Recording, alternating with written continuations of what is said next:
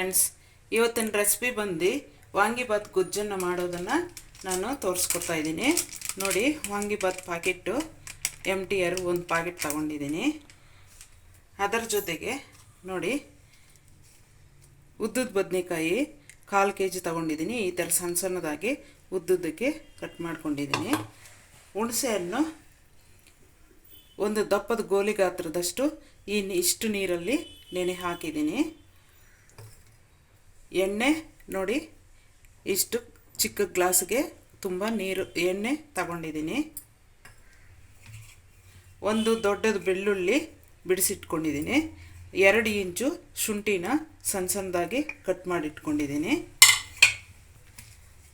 ಒಂದು 4 ಹಸಿಮೆಣಸಿನ್ಕಾಯಿ, 3 ಸ್ಪೂನ್ ಖಾರದ ಪುಡಿ, 1 ಸ್ಪೂನು ಬೆಲ್ಲ, 2 ಸ್ಪೂನು ಉದ್ದಿನಬೇಳೆ, 2 ಸ್ಪೂನ್ ಕಡಲೆಬೇಳೆ, ಒಂದು 8 ಗೋಡಂಬಿ ಈ ಥರ ಬಿಡಿಸಿಟ್ಕೊಂಡಿದ್ದೀನಿ. ಇಂಗು ಒಂದು 1/4 ಸ್ಪೂನ್ ಹಾಕ್ತೀನಿ. 3/4 ಸ್ಪೂನಷ್ಟು ಅರಿಶಿಣ ಪುಡಿ, ಸಾಸಿವೆ ಒಂದು ಸ್ವಲ್ಪ, ಕರಿಬೇವಿನ ಸೊಪ್ಪು ಒಂದು ಸ್ವಲ್ಪ, ಇಷ್ಟು ಬೇಕು ಫ್ರೆಂಡ್ಸ್ ಇಂಗ್ರೀಡಿಯೆಂಟ್ಸ್. ಈಗ ನಾನು ಮಾಡೋದನ್ನು ತೋರಿಸ್ಕೊಡ್ತೀನಿ. ಮೊದಲು ಶುಂಠಿ ಮತ್ತು ಬೆಳ್ಳುಳ್ಳಿ ಪೇಸ್ಟನ್ನು ನಾವು ಮಾಡ್ಕೊಳ್ಳೋಣ ಮಿಕ್ಸಿನಲ್ಲಿ. ನೋಡಿ, ಶುಂಠಿ ಬೆಳ್ಳುಳ್ಳಿ ಪೇಸ್ಟನ್ನು ಮಾಡಿಟ್ಕೊಂಡಿದ್ದೀನಿ. ಈಗ ಬಾಣಲಿಗೆ ಎಣ್ಣೆ, 1 ಗ್ಲಾಸ್ ಎಣ್ಣೆ ಹಾಕ್ತಾಯಿದ್ದೀನಿ. ಎಣ್ಣೆ ಒಂದು ಸ್ವಲ್ಪ ಜಾಸ್ತಿ ಬೇಕಾಗುತ್ತೆ ಫ್ರೆಂಡ್ಸ್ ಗೊಜ್ಜಿಗೆ. ಈಗ ಅದರ ಜೊತೆಗೆ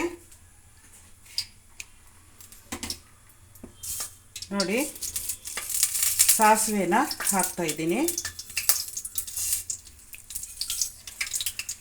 ಮತ್ತು ಹಸಿಮೆಣಸಿನ್ಕಾಯಿ 4 ಹಾಕ್ತಾಯಿದ್ದೀನಿ. ಈಗ ಕರಿಬೇವಿನ ಸೊಪ್ಪನ್ನು ಹಾಕ್ತಾಯಿದ್ದೀನಿ.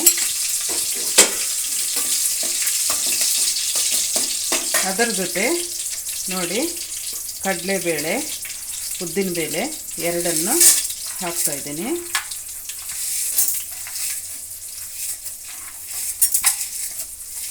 ಇವೆರಡು ಫ್ರೈ ಆಗಲಿ ಚೆನ್ನಾಗಿ, ಸ್ವಲ್ಪ ಚೆನ್ನಾಗಿ ಫ್ರೈ ಆಗಬೇಕು. ನೋಡಿ, ಈ ರೀತಿ ಬೆಂದಿದೆ. ಈಗ ನಾವು ಬದನೆಕಾಯಿ ಪೀಸ್ಗಳನ್ನು ನಾವು ಹಾಕೋಣ.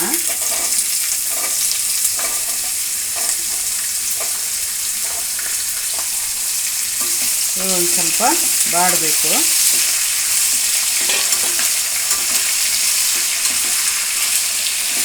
ನೋಡಿ ಫ್ರೆಂಡ್ಸ್, ಹಾಫ್ ಸಿಮ್ಮಲ್ಲಿ ಇಟ್ಟು ಒಂದು 3 ನಿಮಿಷ ಈಗ ಮುಚ್ಚಿ ಬಿಡೋಣ. ತುಂಬ ಟೇಸ್ಟಾಗಿರುತ್ತೆ ಫ್ರೆಂಡ್ಸ್, ತುಂಬ ರುಚಿಯಾಗಿರುತ್ತೆ. ಮಾಡಿ ನೋಡಿ ವಾಂಗಿಬಾತ್ ಗೊಜ್ಜು. ಪ್ಲೀಸ್ ಸಬ್ಸ್ಕ್ರೈಬ್ ಮಾಡಿ, ಶೇರ್ ಮಾಡಿ, ಕಮೆಂಟ್ ಮಾಡಿ ಫ್ರೆಂಡ್ಸ್, ಮರೀದಿರಾ. ಇನ್ನು ಸ್ವಲ್ಪ ಹೊತ್ತು ಬೇಯಲಿ, 3 ನಿಮಿಷ ಬೆಂದಿದೆಯಾ ಇಲ್ವೋ ನೋಡೋಣ ಫ್ರೆಂಡ್ಸ್. ಬದನೆಕಾಯಿ ಇನ್ನೂ ಬೇಯಬೇಕು. ನೋಡಿ, ಅದು ಬೇಯೋ ತನಕ ಆಗಾಗ ಹೀಗೆ ಕಲಸಿ ಮತ್ತು ಮುಚ್ಚಿ ಫ್ರೆಂಡ್ಸ್. ಇನ್ನೂ ಒಂದು ಸ್ವಲ್ಪ ಬೇಯಬೇಕು. ನೋಡೋಣ ಫ್ರೆಂಡ್ಸ್. ಇವಾಗ ನೋಡಿ, 3/4 ಭಾಗ ಬೆಂದಿದೆ. ನೋಡಿ, ಈ ಟೈಮಲ್ಲಿ ನಾವು ಗೋಡಂಬಿನ ಹಾಕೋಣ. ಗೋಡಂಬಿ ಹಾಕ್ತಾಯಿದ್ದೀನಿ. ಇನ್ನೇನು 1 ನಿಮಿಷದಲ್ಲಿ ಬೆಂದೋಗುತ್ತೆ. ಇನ್ನೊಂದು ನಿಮಿಷ ಹಾಗೆ ಮುಚ್ಚಿದ್ರೆ ಬೆಂದು ಹೋಗುತ್ತೆ. ಈಗ ಗೋಡಂಬಿ ಹಾಕಿದ್ದೀನಿ. ಅದರ ಜೊತೆಗೆ ಉಪ್ಪನ್ನು ನಾನು ಸೇರಿಸ್ತಾಯಿದ್ದೀನಿ. ಯಾಕಂದರೆ ಉಪ್ಪು ಹಾಕಿದರೆ ಬೇಗನೆ ಬೇಯುತ್ತೆ. ಉಪ್ಪು ನೋಡಿ, 1 2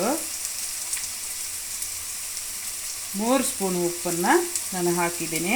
ನಿಮಗೆ ಇನ್ನೂ ಜಾಸ್ತಿ ಜನಕ್ಕೆ ಬೇಕಂತಂದರೆ ಇನ್ನೂ ಒಂದು ಸ್ವಲ್ಪ ಹಾಕ್ಕೋಬೋದು. 3.5 ಸ್ಪೂನ್ ನಾನು ಹಾಕಿದ್ದೀನಿ. ಇವಾಗ ಜಾಸ್ತಿ ಜನಕ್ಕೆ ಬೇಕು ಅಂತ. ಒಂದು 7-8 ಜನ ತಿನ್ಬೋದು ಫ್ರೆಂಡ್ಸ್. ಇದನ್ನು ಕಲಸಿ ಒಂದೇ 1 ನಿಮಿಷ ಮುಚ್ಚೋಣ. ಯಾಕಂದರೆ ಈಗ ಉಪ್ಪು ಹಾಕಿದ್ದೀವಲ್ಲ, ಉಪ್ಪು ಹಾಕಿರೋದ್ರಿಂದ ಬೇಗನೆ ಬೇಯುತ್ತೆ. ಒಂದೇ 1 ನಿಮಿಷ ಹಾಗೆ ಮುಚ್ಚಿಬಿಡೋಣ.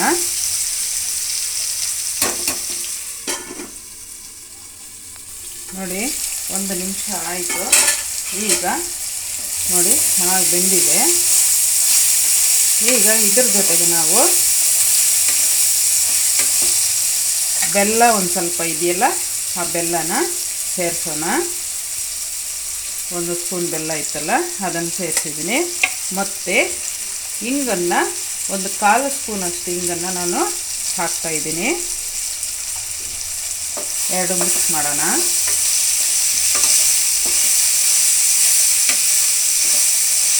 ನಾನು ಯಾವ ಟೈಮಲ್ಲಿ ಹಾಕ್ತಾಯಿದ್ದೀನೋ ಅದೇ ಟೈಮ್ಗೆ ಉಪಯೋಗಿಸಿ ಫ್ರೆಂಡ್ಸ್ ಹಾಕೋದನ್ನು. ಆವಾಗ ಒಳ್ಳೆ ತುಂಬ ಚೆನ್ನಾಗಿ ಬರುತ್ತೆ ವಾಂಗಿಬಾತು ಗೊಜ್ಜು.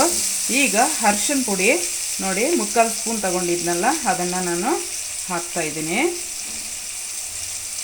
ಈ ಟೈಮ್ನಲ್ಲೇ ಹಾಕಬೇಕು ಫ್ರೆಂಡ್ಸ್ ಅದು ಅರಿಶಿನ ಪುಡಿ.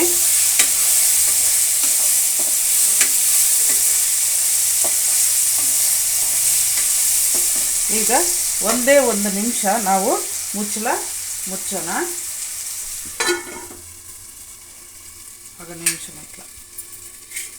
ನೋಡಿ ಫ್ರೆಂಡ್ಸ್, ಈಗ ನಾವು ಹುಣಸೆ ರಸ ನೋಡಿ ತೊಕ್ಕನ್ನು ತೆಗೆದುಬಿಟ್ಟಿದ್ದೀನಿ, ನೆನೆಸಿದ್ದನ್ನು.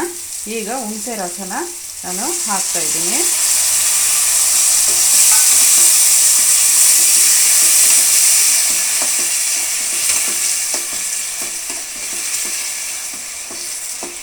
ಇದರ ಜೊತೆಗೆ ಶುಂಠಿ ಬೆಳ್ಳುಳ್ಳಿ ಪೇಸ್ಟನ್ನು ಹಾಕ್ತಾಯಿದ್ದೀನಿ.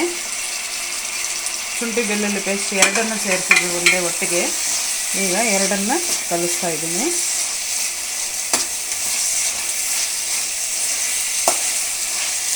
ಈ ಮದುವೆ ಸಮಾರಂಭಗಳಲ್ಲಿ ಇದೇ ಫ್ರೆಂಡ್ಸ್ ಮಾಡೋದು, ಮದುವೆಗಳಲ್ಲಿ ಮಾಡುವಂಥದ್ದು ನಾನು ಮಾಡಿರೋದು.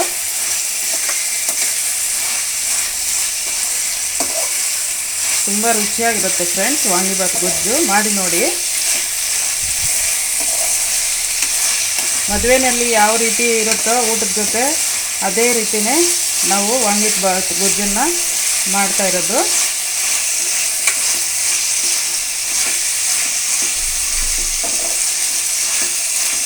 ನೋಡಿ ಫ್ರೆಂಡ್ಸ್, ಈಗ ನಾವು ಖಾರದ ಪುಡಿ ಸೇರಿಸೋಣ.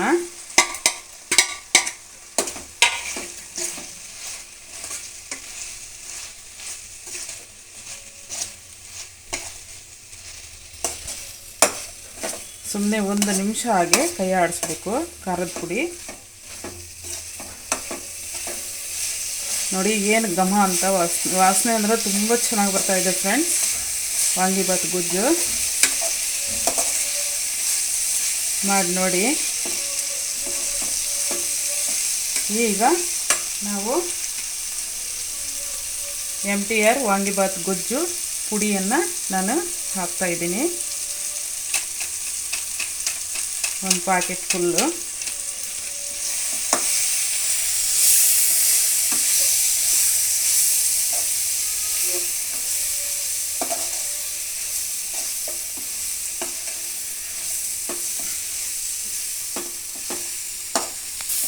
ನೋಡಿ ಫ್ರೆಂಡ್ಸ್, ಆಗಲೇ 1 ಗ್ಲಾಸು ಎಣ್ಣೆಯನ್ನು ಹಾಕಿದ್ನಲ್ಲ. ಈಗ ನೋಡಿ ತುಂಬಾ ಗಟ್ಟಿ ಬರುತ್ತೆ.